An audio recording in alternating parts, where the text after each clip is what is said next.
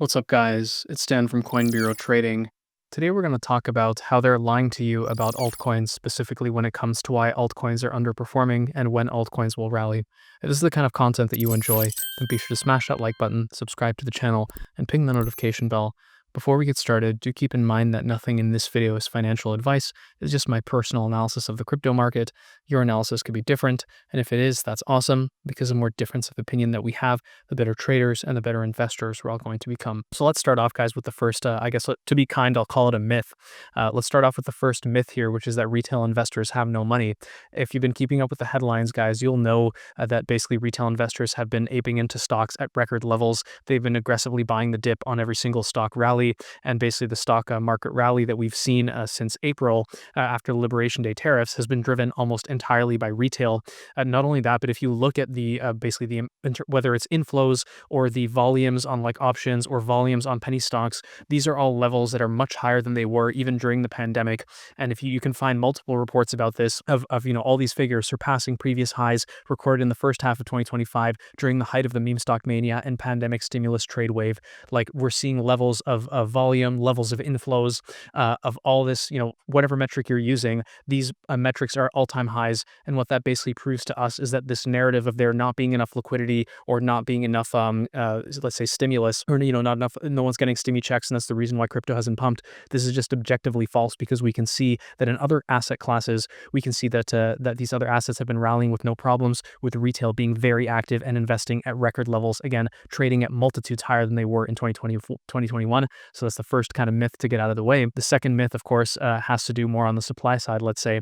And this is of course, an image that's gone viral. Something that's been mentioned by many people is that there's so many altcoins and there's a limited amount of liquidity, which again is a myth, which I'll come back to in a second. But basically, there's too many altcoins, and we can see, 2013, there's just a few cryptos. 2017, there's a few more cryptos. 2021, there's a few more, which by that point there actually was way more. And then 2025, oh look, there's so many altcoins, and how's all the money going to go into these altcoins? Well, I guess there's a couple things to note there, guys. The first is that most of the quote-unquote altcoins that have been launched, you hear about all these millions of tokens being launched. These are all tokens that were launched by bots and are being traded primarily by bots. So it's basically just bots trading amongst themselves. There isn't any retail capital being quote-unquote drained. It's literally just bots trading amongst themselves and causing this huge supply of tokens, hoping to kind of trick retail capital to get into some of these tokens. And what's really interesting, guys, is if you look at something like CoinGecko, which in my opinion does a better job of like tracking the amount of cryptos that actually have, let's say, a pulse, if that makes any sense, like the number of cryptos that actually have been getting meaningful inflows, that have actually been getting noticed by retail investors.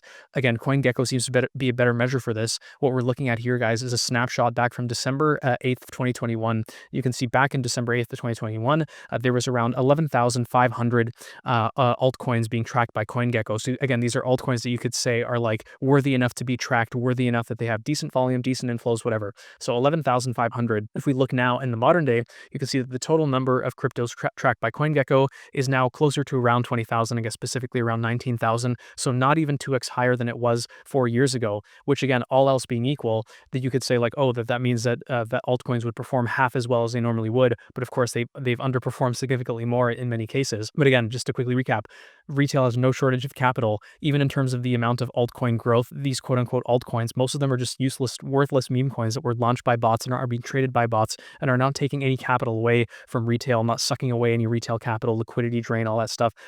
These are all myths, guys. And you can see here very clearly, again, looking at CoinGecko back in 2021, there's around 11,500 cryptos. Today, there's 19,400 cryptos. So not even 2x more cryptos. And this brings me, I guess, to the third myth, and that is that all the retail investors are already here. Everyone who was going to invest in crypto has already invested. And I guess I'll start by addressing the one that I'm sure people are going to say is that, oh, so many people got burned in crypto and they're not going to come back. A couple things to keep in mind there, guys. The first is that the average amount of money invested into crypto, again, like average, median, this type of stuff. But depending on your source, various sources suggest that the average amount invested in crypto is somewhere around $500. If someone invests $500 and they lose $500, do you think they're going to say, I'm out of it forever, it's over?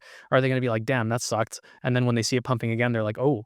I want to get back in, and especially if you're watching this video right now, like you kind of fall into that category. Human greed knows no limits. So as soon as those prices start pumping up, even people who have put their entire net worth and gone into debt and everything, they're going to be jumping right back in because again, that when they see those prices going up and when they just go up and up and up and up, that's what sucks everyone in, and it's like a momentum factor. We've been hoping to see, and this is basically the textbook definition of a blow off top where prices just keep going up and the people that promised they would never invest, they're aping back in. So again, that's what we've seen in every single cycle. If it was true that retail investors getting burned would basically get them out of crypto forever, then we would not see the number of retail investors growing with every single cycle, which is exactly what we've seen.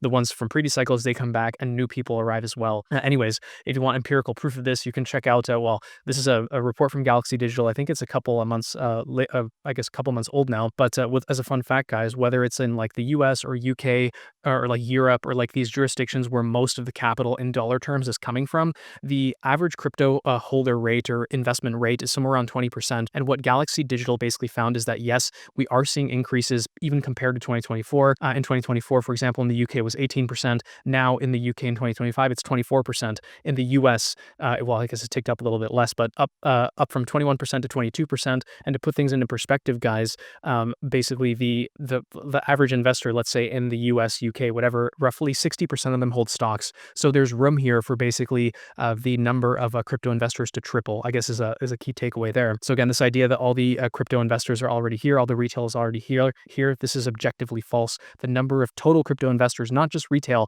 but institutions also, this number could triple. What's really fascinating is recently we got a report out here saying that I guess now the majority of traditional hedge funds are exposed to crypto, basically up to 55%. I think it was 8% increase compared to 2024. So from 47% to 55%, according to a recent survey.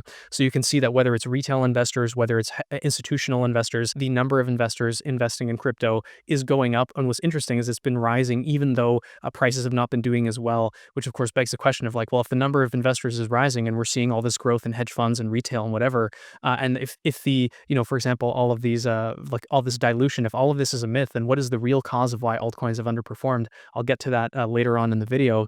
Just the last thing I want to address when it comes to the myth is this idea that we need to see rate cuts or we need to see QE. We can see that in the 2017 cycle, the Fed was actually raising rates. And not only that, guys, but people forget that when we get these sharp Fed cuts, that tends to correspond to a recession where everything crashes. So you actually don't want to see frantic rate cuts. Like this is what people used to say. They're like, you actually don't want rates cuts to happen because when you go off that cliff, that typically means that everything is imploding. And that's not what you want. You want, basically either a gradual rise in rate cuts or a gradual cut, which is kind of what we've been getting over the last couple of years here, just a gradual decline in rate cuts, which is actually what you want.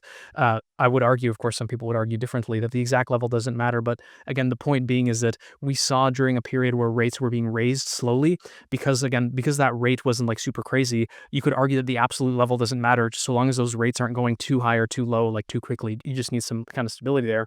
Same thing when it comes to the TGA. I've seen so many bad takes about this, and I already addressed this in a recent video, where basically, the same people who are saying that crypto lags liquidity by 3 months are the same ones saying that the TGA liquidity drain that started in July somehow not only impacted crypto right away, but it also somehow started impacting crypto starting in June, which is when you actually do see the disconnect between global liquidity and crypto. So the TGA liquidity drain somehow affected crypto before it started, and it happened crypto as soon as it started, even though that effect is supposed to be lagged. So again, another myth, and I'll again recap. Retail has no shortage of money. They do have enough money, and they've been speculating at record levels, even higher than what we saw in 2021. That's a fact. So this idea that retail doesn't have enough money for crypto, that's a myth. This idea that there's too many altcoins, too many tokens, again, empirically speaking, the number of tokens that are actually worth analyzing, worth tracking, whatever, has only increased by around 2x, and the total number of crypto investors could theoretically triple, and it has actually been rising. We can see this, that it's been rising again. Like, let's say if the number of tokens is roughly doubled, then the number of investors during this period, I can almost guarantee, is also risen by 25%, 30%, whatever, if we were to go back and look at the old data. And what's really interesting there, of course, is that most of these investors, all of this growth happens at the end of the cycle when prices are going crazy. That's when you bring in all the new people. So this slow grind higher in like new investors that we've seen, whether it's among retail or TradFi, this kind of slow, whatever it is, 5%, 10%, 15% year-on-year growth, that's kind of like slow pace thing, where when you get the blow off top, that's when you get like, 50% increase in people or a doubling of people that are investing in in crypto. That's what happens at those cycle tops and in that euphoria phase. If you guys are enjoying the video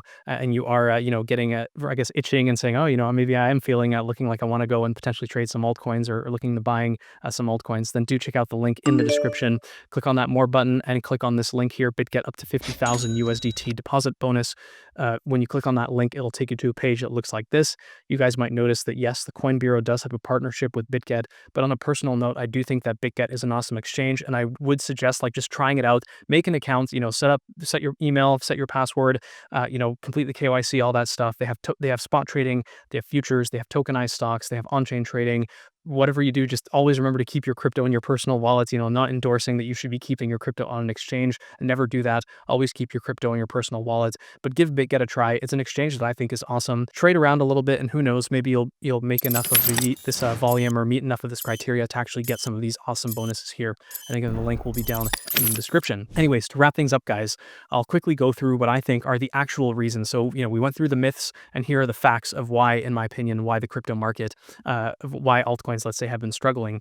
The first is that, even though, yes, we are seeing more capital and more investors enter the crypto market, the thing is that most of this capital is going to basically the largest asset. And it's actually pretty perfect visualization, especially, people look at this in terms of the liquidity, how it's being distributed, but it actually looks something more like this champagne tower or something like that, where at the very top you have Bitcoin, then it's flowing, into Ethereum, Solana, whatever. And then with tokens on Ethereum, tokens on Solana, maybe they're doing well, but other things that are either not accessible or on chains that are not getting as many inflows or don't have ETFs. This is another thing that people don't understand, is that it's actually really good when an altcoin has an ETF, because there are second order effects of that, where, for example, and I'll do a video about crypto native liquidity later this week, so you guys understand that as well.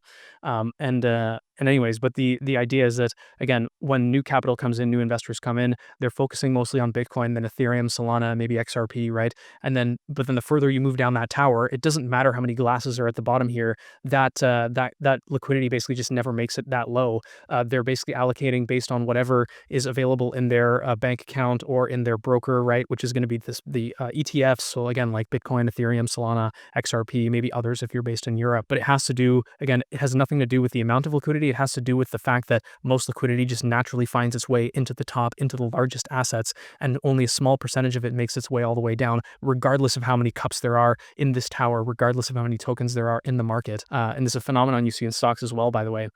Basically, it's called a Pareto distribution. But anyways, the other thing as well on the macro front is something I mentioned in a video earlier, is that, yes, you did see Bitcoin decouple and the rest of the crypto market decouple from global liquidity over the summer. And again, this is a phenomenon that seems to have started before the TGA liquidity drain started. So there's no, that correlation there doesn't make any sense, even if you assume that the TGA liquidity drain was the cause and that it impacted crypto immediately. Crypto was already disconnecting from global liquidity before that. So there was already something that was going on behind the scenes that was making crypto lag. One thing that I've talked about in the past as well is, I think, just the simple fact that you can see here, even in, I guess, over the summer, that's when you kind of saw the peak in crypto interest over the last few months. And in the last couple of months, you could say the crypto interest has completely fallen off a cliff. So it's not a question of, there not being enough retail or not enough investors. It's not a question of there being too many tokens, or, there's not a question that there's no new investors coming. It's that literally no one is paying attention to crypto right now.